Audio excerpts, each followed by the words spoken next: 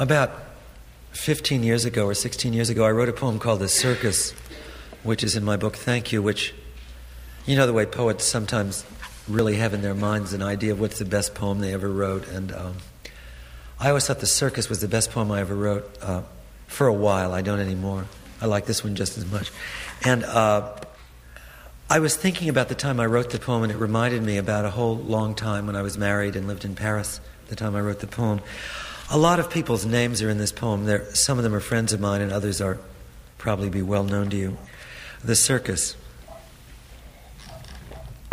I remember when I wrote The Circus, I was living in Paris, or rather we were living in Paris, Janice. Frank was alive.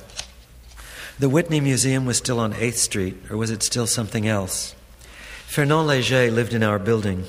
Well, it wasn't really our building, it was the building we lived in, next to a Grand Guignol troupe who made a lot of noise. So that one day I yelled through a hole in the wall of our apartment. I don't know why there was a hole there. "Shut up!" And the voice came back to me saying something, I don't know what. Once I saw Léger walk out of the building, I think. Stanley Kunitz came to dinner. I wrote The Circus in 2 tries, the first getting most of the first stanza. That fall I also wrote an opera libretto called Louisa or Matilda. Jean-Claude came to dinner. He said, about cocktail sauce, it should be good on something, but not on these, oysters. By that time, I think I had already written The Circus. Part of the inspiration came while walking to the post office one night, and I wrote a big segment of The Circus when I came back, having been annoyed to have to go. I forget what I went there about. You were back in the apartment. What a dump. Actually, we liked it, I think. With your hair and your writing and the pans moving strummingly about the kitchen. And I wrote The Circus. It was a summer night. No, it was an autumn one. Summer when I remember it, but actually no, autumn. That black dusk toward the post office. And I wrote many other poems then, but The Circus was the best. Maybe not by far the best. Geography was also wonderful. And the Airplane Betty poems inspired by you. But The Circus was the best. Sometimes I feel I actually am the person who did this, who wrote that, including that poem, The Circus, but sometimes, on the other hand, I don't. There are so many factors engaging our attention. At every moment, the happiness of others, the health of those we know, and our own, and the millions upon millions of people we don't know, and their well-being to think about. So it seems strange I found time to write The Circus, and even spent 2 evenings on it, and that I have also the time to remember that I did it, and remember you and me then, and write this poem about it. At the beginning of the circus girls are rushing through the night in the circus wagons, and tulips and other flowers will be picked a long time from now. This poem wants to get off on its own someplace like a painting, not held to a depiction of composing the circus. Noel Lee was in Paris then, but usually out of it in Germany or Denmark, giving a concert as part of an endless activity, which was either his career or his happiness, or a combination of both, or neither. I remember his dark eyes looking.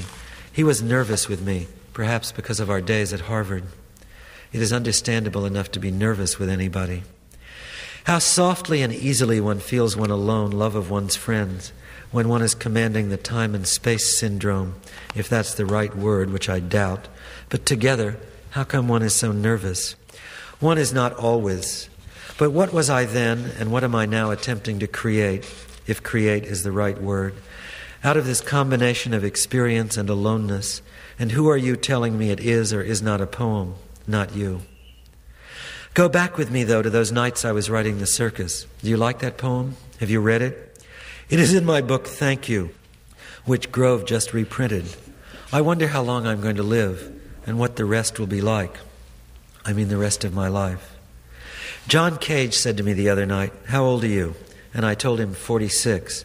Since then I've become 47. He said, "Oh, that's a great age. I remember."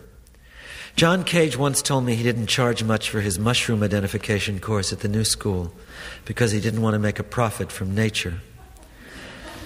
He was ahead of his time. I was behind my time. We were both in time. Brilliant.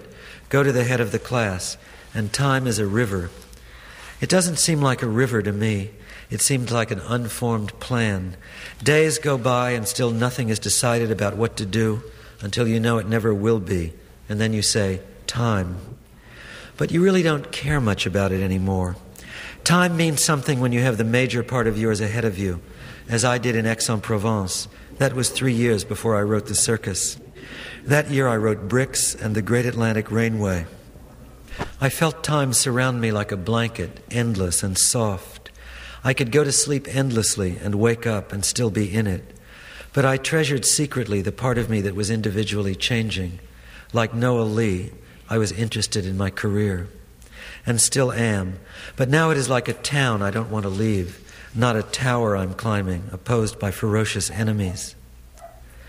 I never mentioned my friends in my poems at the time I wrote The Circus, although they meant almost more than anything to me. Of this now for some time I felt an attenuation, so I'm mentioning them. Maybe this will bring them back to me. Not them, perhaps, but what I felt about them. John Ashbery, Jane Frolicker, Larry Rivers, Frank O'Hara. Their names alone bring tears to my eyes, as seeing Polly did last night. It is beautiful at any time, but the paradox is leaving it in order to feel it. When you've come back, the sun has declined and the people are merrier, or else they've gone home altogether, and you are left alone. Well, you put up with that. Your sureness is like the sun while you have it, but when you don't, it lacks a black and icy night. I came home and wrote The Circus that night, Janice. I didn't come and speak to you and put my arm around you and ask you if you'd like to take a walk or go to the Cirque Medrano, though that's what I wrote poems about, and I'm writing about that now, and now I'm alone. And this is not as good a poem as The Circus, and I wonder if any good will come of either of them all the same. Thank you.